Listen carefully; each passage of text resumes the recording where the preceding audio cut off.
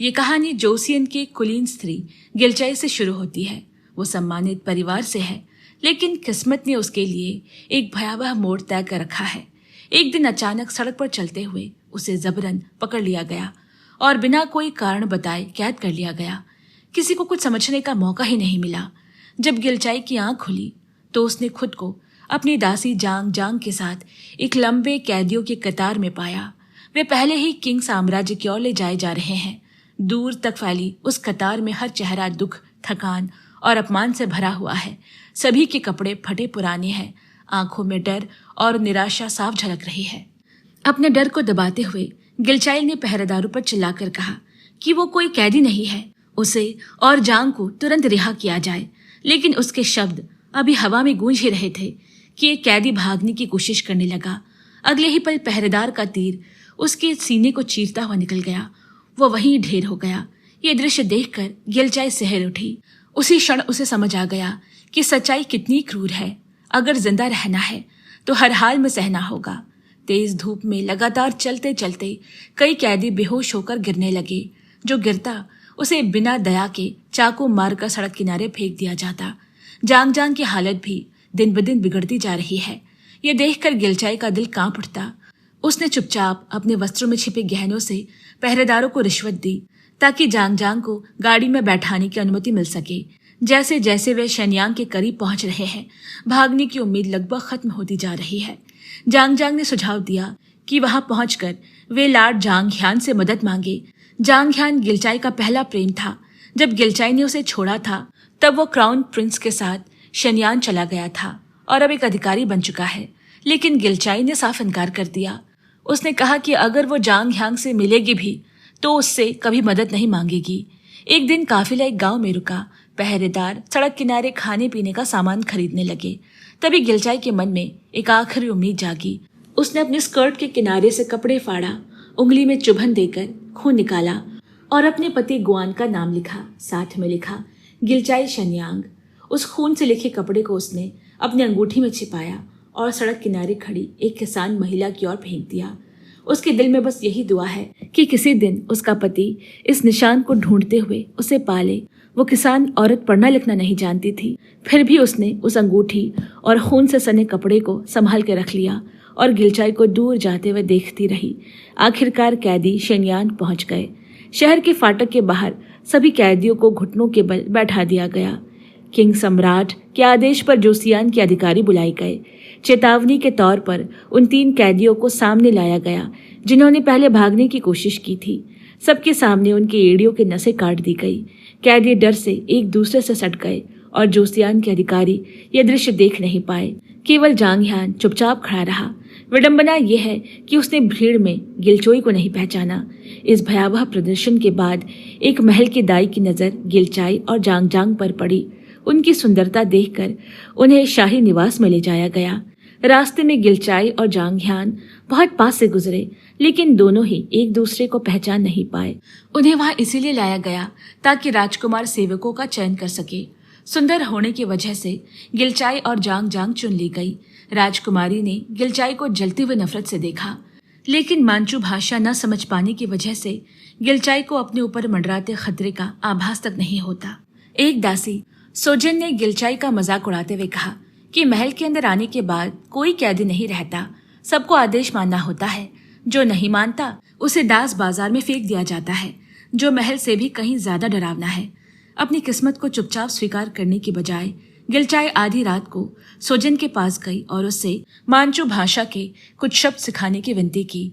वो खुद राजकुमार से बात करना चाहती है। अगले दिन गिलचाई ने हिम्मत जुटाई और सीखा हुआ शब्द बोल दिया। राजकुमार खुश हो गए, लेकिन राजकुमारी गुस्से से पीली पड़ गई। कुछ गलत होने का आभास पाकर गिलचाई ने सोजिन से सवाल करना चाहा, लेकिन सोजिन घबरा गई और उसे धक्का दे दिया।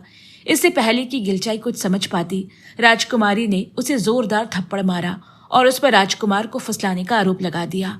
राजकुमारी के आदेश पर गिलचाई को पीछे के आंगन में सजा देने के लिए घसीटा गया। वहां उबलते पानी और खून से सने चाकू देखकर गिलचाई की रूह कांप उठी। आदेश हुआ कि उसकी उंगलियां काट दी जाए, लेकिन आखिरी पल में वही महल की दाई आगे आई। दाई ने चेतावनी दी कि गिलचाई को खुद राजकुमार ने चुना है और उसे जरा सी भी चोट नहीं पहुंचाई जा सकती। अगर राजकुमार को जुल्म का पता चला तो वह राजकुमारी को कभी माफ नहीं करेगा। गुस्से से भरी लेकिन मजबूर राजकुमारी को गिलचाई को छोड़ना पड़ा और गिलचाई एक बार फिर मौत के मुंह से बच गई। मौत के मुंह से बाल बाल बचने के बाद गिलचाई वहीं ढह गई। जब उसे होश आया तो एक दूसरी कैदी ने उसे वो सच्चाई बताई जिसने उसके पैरों तले की जमीन खिसका दी। दरअसल सोजेन ने उसे धोखा दिया है। जिस मानचू शब्द को बोलकर गिलचाई ने समझा कि वो अपनी बेगुनाही बता रही है, उसका असली मतलब है राजकुमार से उसे अपने लेने की भीख मांगना। उस कैदी ने अपनी कटी हुई हथेली दिखाते हुए उसे चेतावनी दी कि दोबारा भागने की कोशिश मत करना, वरना तुम्हारा भी यही हश्र होगा। उस दिन के बाद गिलचाई ने अपमान को चुपचाप सहना सीख लिया और दूसरे मौके की प्रतीक्षा करने लगी। इधर गिलचाई के घर पर उसका पति गुआम उसे ढूंढने के लिए सबको लगा चुका है। कई दिनों की नाकाम तलाश के बाद रियांग एक छोटे से लड़के को लेकर आया जिसका दावा है कि उसने 2 आदमियों को गिलचाई और जांग जांग को अगवा करते देखा था। रियांग ने बताया कि हाल ही में शेनयांग से कई कैदी भाग निकले हैं और जब वे नहीं मिले तो उनकी जगह निर्दोष लोगों को पकड़ लिया गया। संभवतः गिलचाई को भी उसी तरह बदली कैदी बनाकर ले जाया गया है, लेकिन गुयान को उस पर भरोसा नहीं हुआ क्योंकि रियांग का संबंध जांग हान से है। गुयान को शक हुआ कि गिलचाई जांग हान के साथ भाग गई है और रियांग ये कहानी उसे छिपाने के लिए कर रहा है। अपनी सच्चाई साबित करने के लिए रियांग ने खुद गिलचाई को खोजने की अनुमति मांगी और कोई रास्ता न देखकर गुयान को उसकी बात माननी पड़ी। रियांग और यानजुन ने उसी रास्ते का पीछा किया जिससे राजा के सैनिक कैदियों को ले गए थे। रास्ते के एक छोटे से गांव में उन्हें वे खून से लिखा संदेश मिल गया जो गिलचाई ने छोड़ा था। उसे देखते ही गुयाम को यकीन हो गया कि गिलचाई सचमुच अगवा कर ली गई है। रियांग ने कहा कि उसे बचाने के लिए तुरंत शेंगयान जाना होगा और इसके लिए बहुत बड़ी रकम तैयार करनी पड़ेगी। गुयान ने सामान जुटाया और अपने लोगों के साथ निकल पड़ा। उधर शाही निवास में वो दिन आ गया जब गिलचाई को राजकुमार के चयन के लिए भेजा जाना है। गिलचाई को इस भयानक सच्चाई का जरा सा भी अंदाजा नहीं, लेकिन जांग जांग ने दूसरी सेविकाओं की बातें सुन ली और सब समझ गई।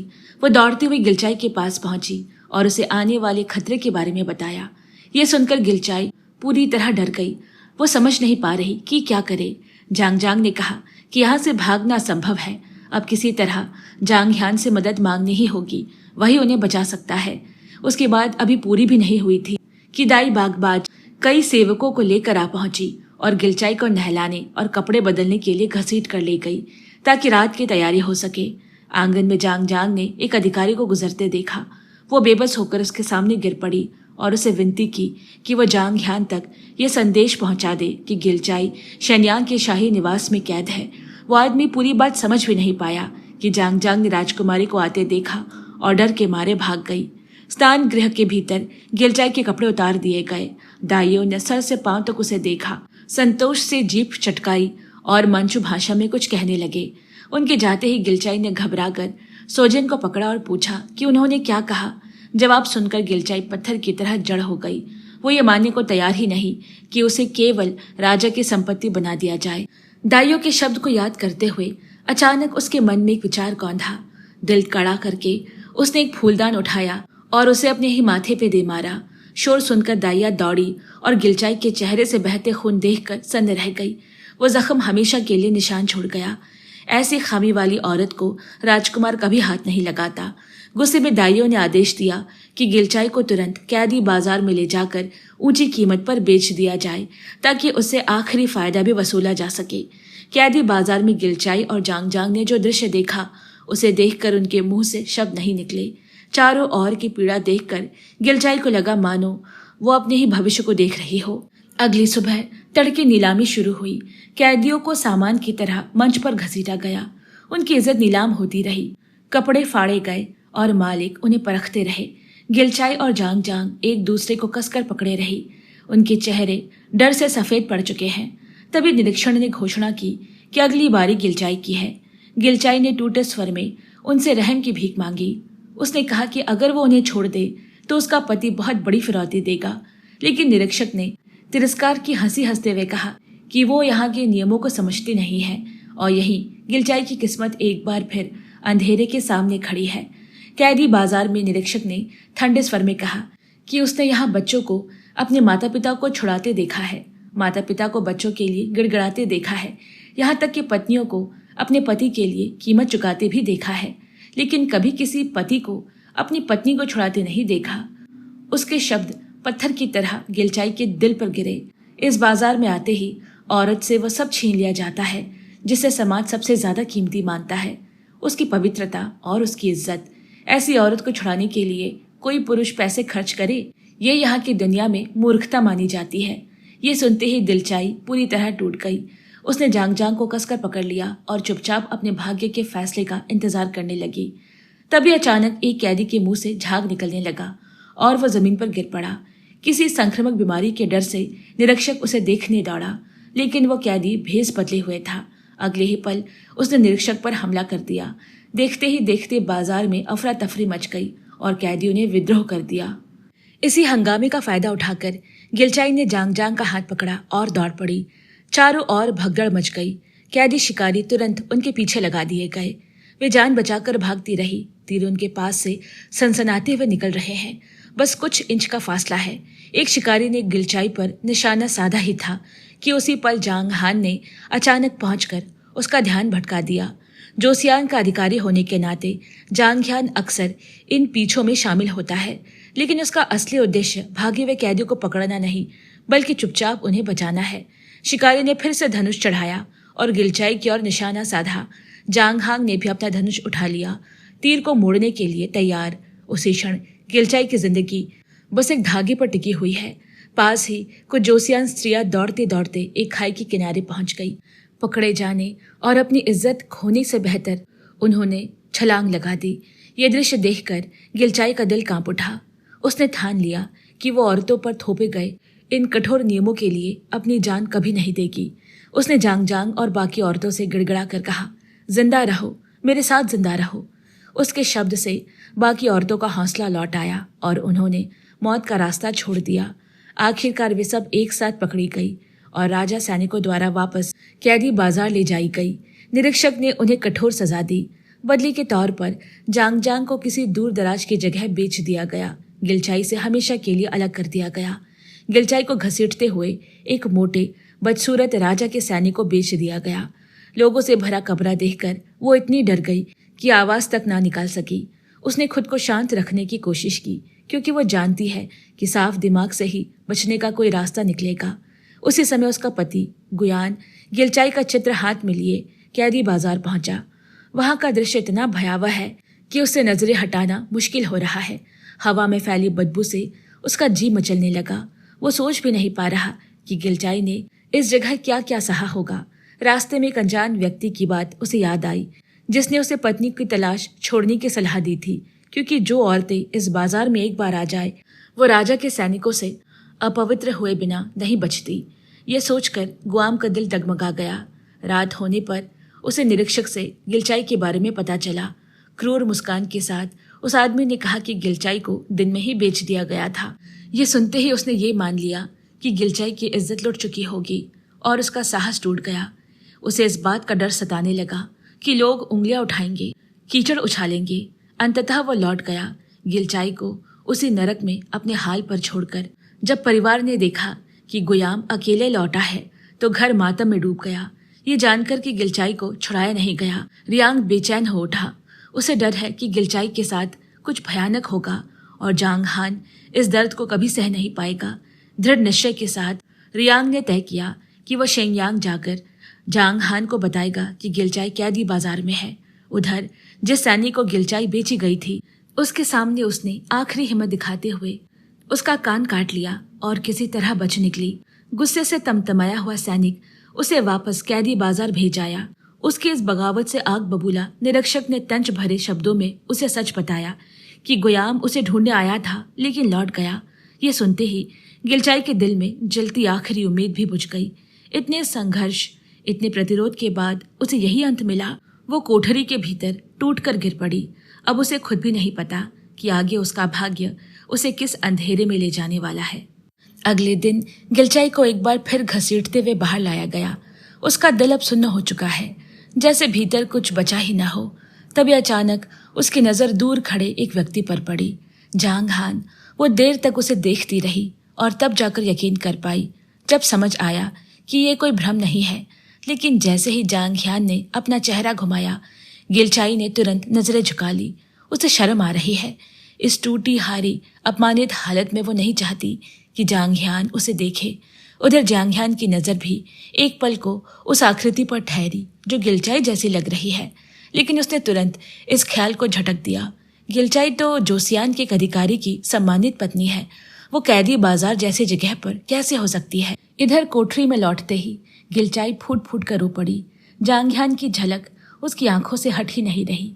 उसी रात उसने सपना देखा कि जांग ह्यान उसकी कोठरी में आया है और कह रहा है कि वो उसे बचाने आया है।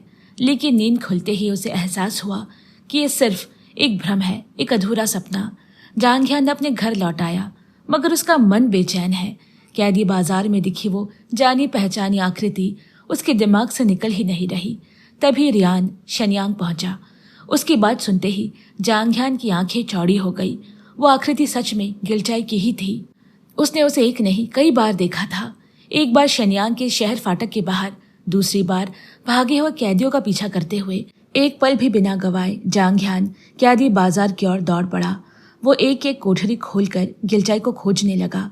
मन ही मन वो खुद को समझाता रहा कि शायद रियांग से गलती हो गई हो, गिलचाई का वहां होना असंभव है। लेकिन तभी वो नीलामी मंच के पास पहुंचा और उसी पल गिलचाई को उच्च दर्जे की कैदी बताकर मंच पर घसीट कर लाया गया। निरीक्षक बेरहमी से उसके चेहरे को छू छू कर दिखा रहा है और नीचे खड़े खरीदार उत्साह से बोली लगा रहे हैं। गिलचाई की आंखें पूरी तरह खाली हो चुकी है। उसमें ना तो उम्मीद है, ना दर्द का होश। वो शून्य में ताक रही है। तभी उसे फिर जांग ह्यान दिखाई दिया। उसने सोचा ये भी कोई भ्रम होगा, लेकिन फिर जांग ह्यान सीधा उसकी ओर बढ़ने लगा। लाल आंखों और बेकाबू दिल के साथ जांग ह्यान भीड़ को चीरता हुआ आगे बढ़ा। जो रास्ते में आया उसे धकेलता गिराता हुआ वो गिलचाई तक पहुंचा। उसे देखता ही रह गया और अगले ही पल टूट कर रो पड़ा।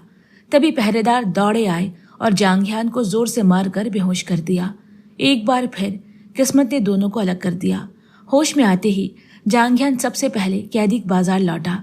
उसने चुपचाप निरीक्षक से सौदा किया और एक रात के लिए गिलचाई को खरीद लिया।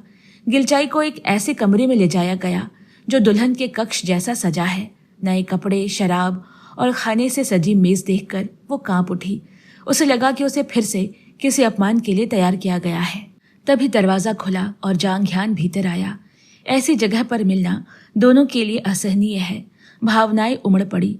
जांग ह्यान ने कहा कि गिलचाई को तो जोसियान में सुखी जीवन जीना चाहिए था और वो दूर से उसकी खुशियां देखने वाला था। उसे समझ नहीं आ रहा कि शनियांग में उसके रहते हुए भी गिलचाई ने इतनी पीड़ा क्यों सही।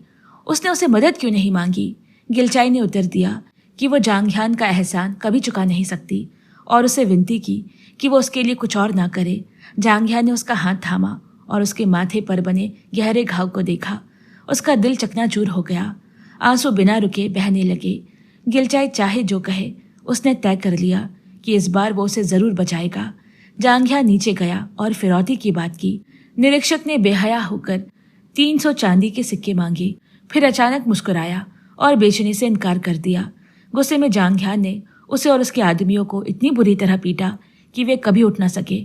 तब जाकर निरीक्षक ने हार मानकर सौदा कबूल कर लिया। जांग ह्यान ने उस कैदी बाजार में मौजूद हर कैदी को छुड़ा लिया। फिर वह गिलचाई के कमरे का दरवाजा खोल कर लौटा और उसकी ओर हाथ बढ़ाया।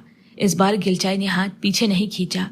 जांग ह्यान उसे ऊपर की मंजिल पर ले गया। एक ही दरवाजे के दोनों ओर वे पीठ से लगकर बैठ गए। बीते हुए दिनों की यादें उमड़ पड़ी, भावनाएं बांध तोड़ने लगी। जांग ह्यान समझ ही नहीं पा रहा कि कहाँ सब कुछ गलत हो गया। क्यों वो और गिलचाई हमेशा एक दूसरे से दूर ही रह गए। दोनों में से किसी को भी नहीं पता कि क्या कहे। शब्द बेकार लग रहे हैं। वे बस चुपचाप रोते रहे जब तक सुबह की पहली रोशनी उस दरवाजे पर नहीं आ गिरी।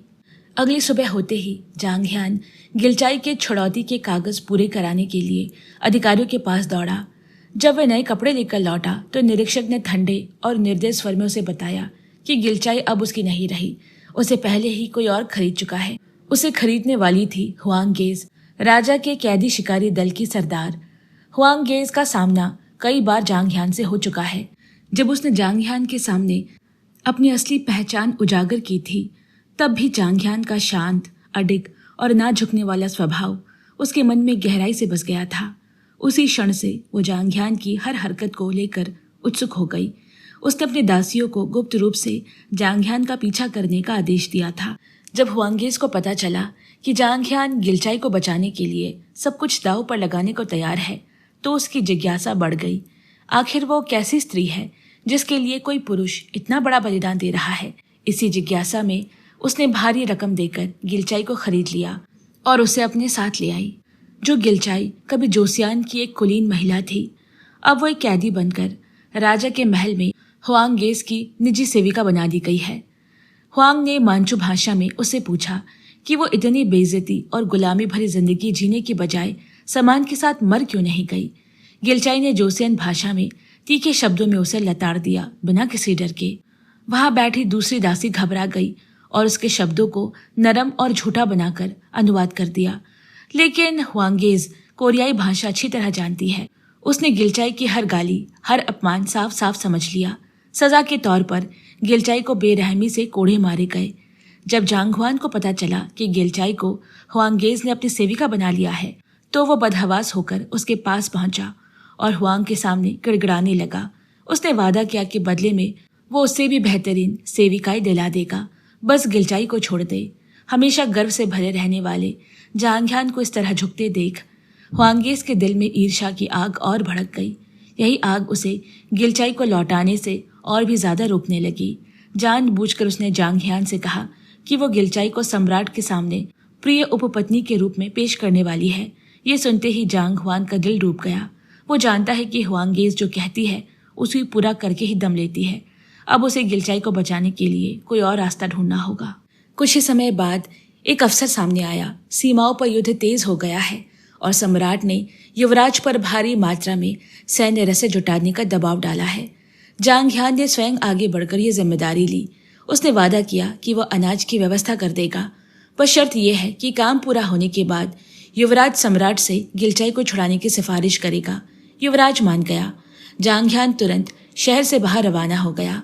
जाने से पहले वो गिलचाई से मिला और कहा कि उसे कुछ दिनों के लिए सरकारी काम से बाहर जाना पड़ेगा, इसीलिए वो चिंता न करे। लेकिन महल की दूसरी दासियों से गिलचाई को हुआंगेस के पागलपन की सच्चाई पता चल चुकी है। हुआंग जांघियान को लेकर इस कदर पागल हो गई है कि उसने धमकी तक दे डाली है। अगर जांघियान ने गिलचाई की रक्षा करना जारी रखा तो वो उसे पूरी तरह तबाह कर देगी। जांघियान को किसी विपत्ति में डालने के डर से गिलचाई ने झूठ बोला। उसने कहा कि वह हुआंगेस के यहाँ ठीक से रह रही है और जांघियान से विनती की कि वो उसके लिए अब और कुछ ना करे। लेकिन उसकी गर्दन में लटके जेड ताबीज के नीचे छिपे नीले काले निशान सच्चाई बयां कर रहे हैं। जांघियान के जाते ही हुआंगेस ने गिलचाई को बुलाया और उसे चुनाव करने को कहा। या तो वो सम्राट की सेवा करे या फिर जीवन भर उसकी दासी बनकर रहे। कुछ पल सोचने के बाद गिलचाई ने उत्तर दिया कि वो सम्राट की सेवा करेगी। हुआंगेस हंस पड़ी। उसे लगा कि गिलचाई धन और वैभव के पीछे भाग रही है, लेकिन असल में गिलचाई के मन में एक ठोस योजना बन चुकी है। अगले दिन हुआंगेस गिलचाई को लेकर सम्राट के सामने ले गई। गिलचाई की नजर पास रखी एक छोटी सी औपचारिक सुई पर पड़ी। फिर उसने साहस जुटाया। बड़ी मेहनत से सीखी मांझू भाषा में उसने झुककर सम्राट से बात की। उसने बताया कि कैसे उसे जबरदस्ती पकड़कर कैदी बना लिया गया और कैसे जोसियान की महिला कैदियों पर उनके सैनिक अमानवीय अत्याचार करते हैं। होंग ताइजी इस जोसियन स्त्री से बेहद प्रभावित हुआ, जिसने सिर्फ सच बोलने के लिए मांचू सीखी है। उसी क्षण उसने अपने मंत्रियों को बुलाया और एक औपचारिक आदेश जारी किया। उस दिन के बाद बहुत कुछ बदलने वाला था। उस दिन के बाद सम्राट का आदेश पूरे साम्राज्य में फैल गया। अब कोई भी जोसियन कैदियों पर अत्याचार नहीं कर सकता। सम्राट ने साफ ऐलान किया कि यदि भविष्य में किसी ने भी जोसियन कैदियों के साथ दुर्व्यवहार किया तो उसे मौत की सजा दी जाएगी। साथ ही उसकी पत्नी और उपपत्नियों को भी दंड भोगना पड़ेगा। ये फरमान सुनकर अनगिनत कैदियों की सांसों को थोड़ी राहत लौटी, लेकिन गिलचाई के दुर्भाग्य ने अभी भी उसका पीछा नहीं छोड़ा। सम्राट ने कहा कि भले ही उसे गलत तरीके से पकड़ा गया हो, फिर भी वो धन देकर खरीदी गई संपत्ति मानी जाएगी। इसीलिए उसे वापस हुआंगेस के हवाले कर दिया गया और उसे पूरा अधिकार दे दिया गया कि वो गिलचाई के साथ चाहे जो करे। हुआंगेस ने गिलचाई को फिर से अपने कब्जे में कर लिया और एक छोटी अंधेरी कोठरी में बंद कर दिया। इधर जांगह्यान, जिसने बड़ी मुश्किलों से युद्ध के लिए अनाज जुटाया है, लौटते ही यह खबर सुनकर टूट गया। अब उसके पास कोई रास्ता नहीं बचा। वो सीधे हुआंगेस के सामने गया और उसके पैरों में गिर पड़ा। उसने कहा कि गिलचाई की जगह वो खुद सजा भुगतने को तैयार है, चाहे उसकी एड़ियों के नसें काट दी जाए, उंगलियां काट दी जाए या उसे जीवन भर हुआंगेस का दास बनकर रहना पड़े, बस गिलचाई को छोड़ दिया जाए। हुआंगेस ने तुरंत उसे मना नहीं किया। उसने एक शर्त रखी, एक दाव। अगर जांगह्यान उसके साथ एक ऐसे शिकार पर जाने को तैयार हो जहां जान की बाजी लगेगी, तो वो उसे गिलचाई का पता बता देगी। जांगह्यान समझ गया कि ये शिकार कोई साधारण शिकार नहीं होने वाला, लेकिन गिलचाई को बचाने के लिए उसने बिना एक पल सोचे हामी भर दी। अगले दिन हुआंगेस उसे खुले मैदान में ले गई। यह वही रास्ता है जिससे कैदियों को शेंगयांग से वापस जोसियान भेजा जाता है, शिकार के लिए बिल्कुल अनुपयुक्त जगह। हुआंगेस ने कहा कि वे जानवर का नहीं बल्कि कैदियों का शिकार करने वाले हैं। उसने दूर से इशारा किया। खुले मैदान में एक अकेली आकृति चल रही है। जांगह्यान ने जैसे ही देखा, उसका शरीर सुन्न पड़ गया। वो गिलचाई है। उसका दिल डर से सिकुड़ गया। उसी सुबह हुआंगेस के एक दासी ने गिलचाई को आदेश दिया था कि उसे रिहा कर दिया जाएगा और उसे घर भेज दिया जाएगा, लेकिन सख्त हिदायत दी गई कि वो तय किए गए रास्ते से ही चले और कभी जांगह्यान से वापस न मिले। अगर उसने नियम तोड़ा तो जांगह्यान को भयानक सजा दी जाएगी। शिकार का केवल एक ही नियम है, जो पहले कैदी को पकड़ लेगा वही जीतेगा। अगर हुआंगेस जीतती है तो गिलचाई और जांगह्यान दोनों जीवित रहेंगे, लेकिन गिलचाई को जीवन भर उसकी दासी बनकर रहना पड़ेगा। लेकिन अगर जांगह्यान जीतता है तो गिलचाई आज़ाद हो जाएगी और जांगह्यान को अपनी जान देनी पड़ेगी। दूर चलती गिलचाई को देखते हुए जांगह्यान ने चुपचाप अपना फैसला कर लिया। तभी बिना चेतावनी के हुआंगेस ने उसके घोड़े पर वार कर दिया, जिससे घोड़ा गिर पड़ा और जांगह्यान को पैदल ही दौड़ना पड़ा। जैसे ही शिकार शुरू हुआ, जांगह्यान पूरी ताकत से गिलचाई की ओर दौड़ा, उसका नाम पुकारते हुए। बार बार अपना नाम सुनकर गिलचाई पलटी। सामने जांगह्यान को देखकर उसका दिल भर आया, लेकिन लगभग वो उसकी ओर दौड़ ही पड़ी थी। लेकिन दासी की चेतावनी याद आ गई कि अगर उसने मुड़कर जांगह्यान से मिलने की कोशिश की तो जांगह्यान को भयानक सजा दी जाएगी। ये सोचते ही वो बिना रुके आगे बढ़ती रही। उसी पल हुआंगेस घोड़े पर सवार होकर बिजली की तरह आगे निकल गई।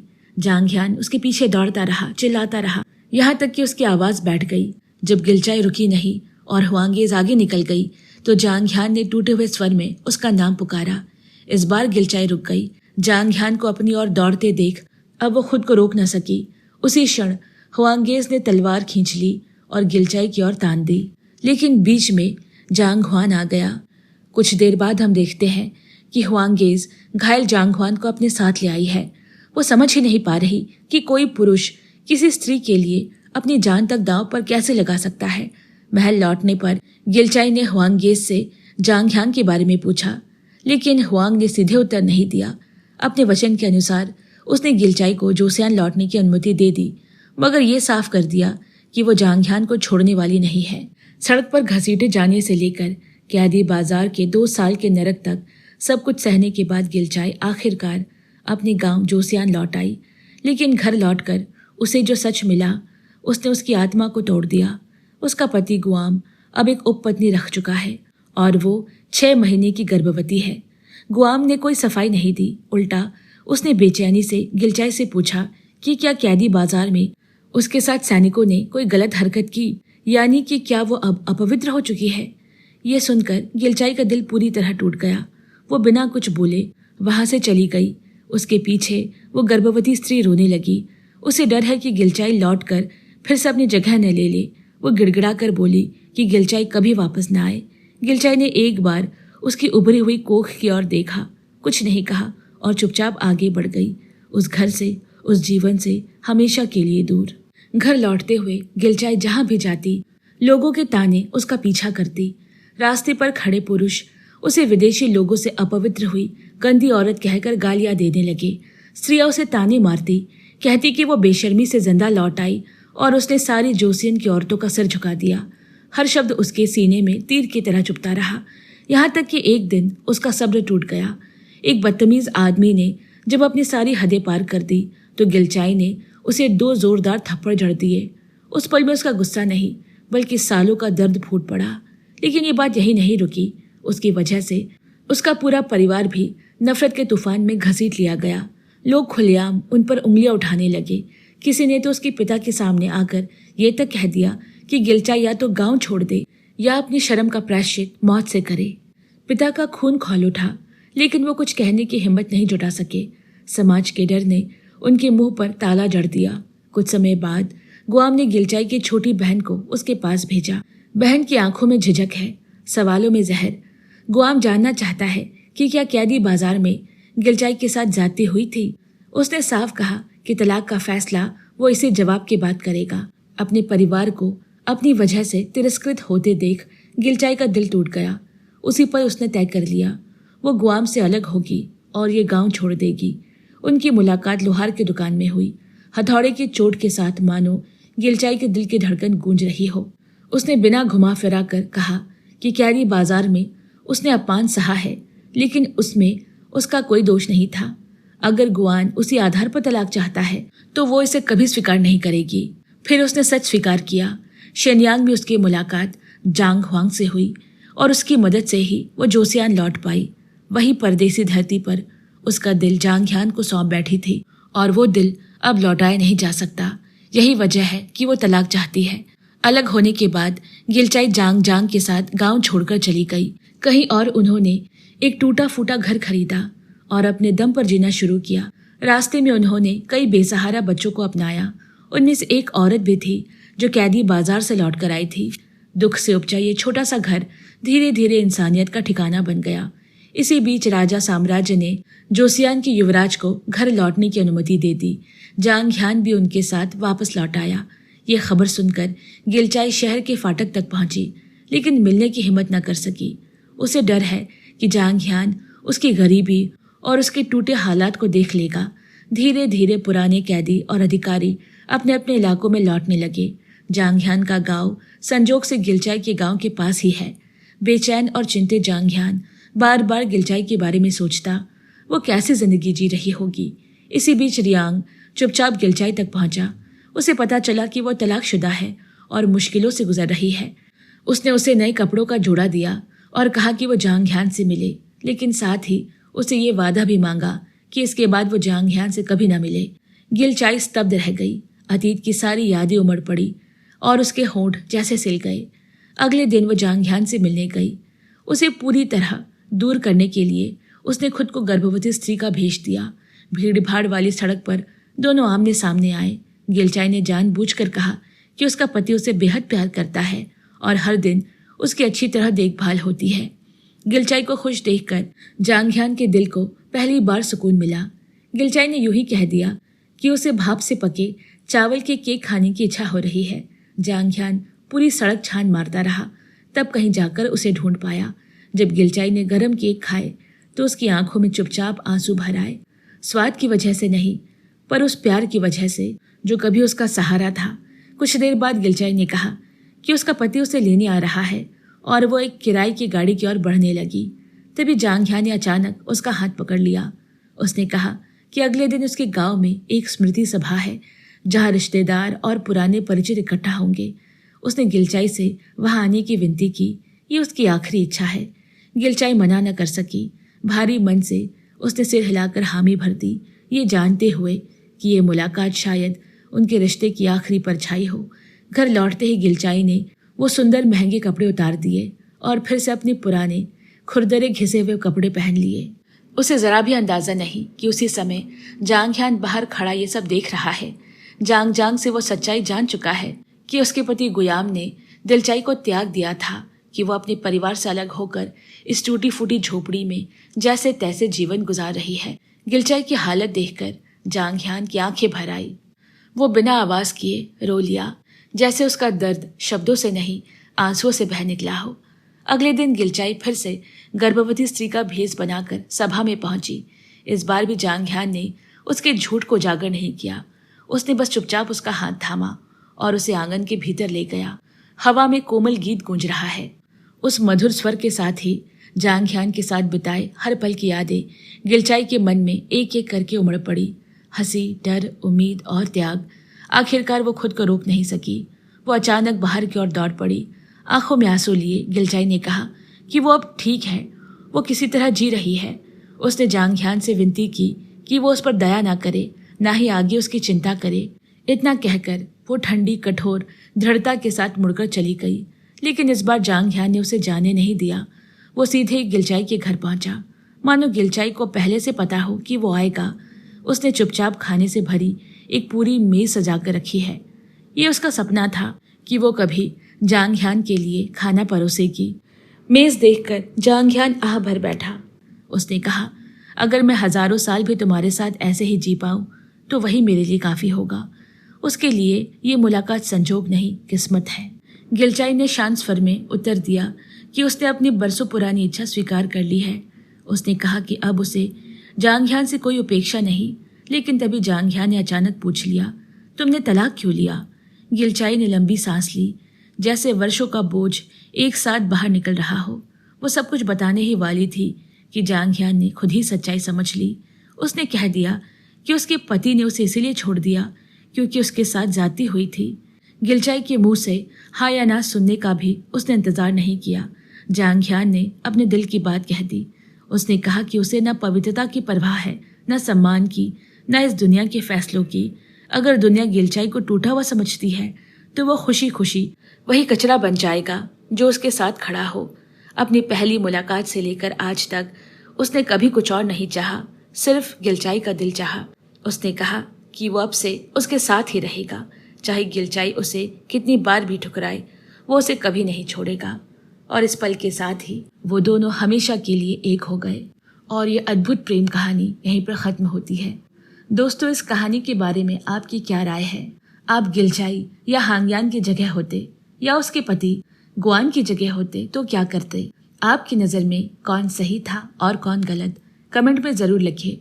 कहानी पसंद आई हो तो लाइक करें और चैनल को सब्सक्राइब पक्के से करें। जल्द मिलते हैं, तब तक के लिए bye bye and take care.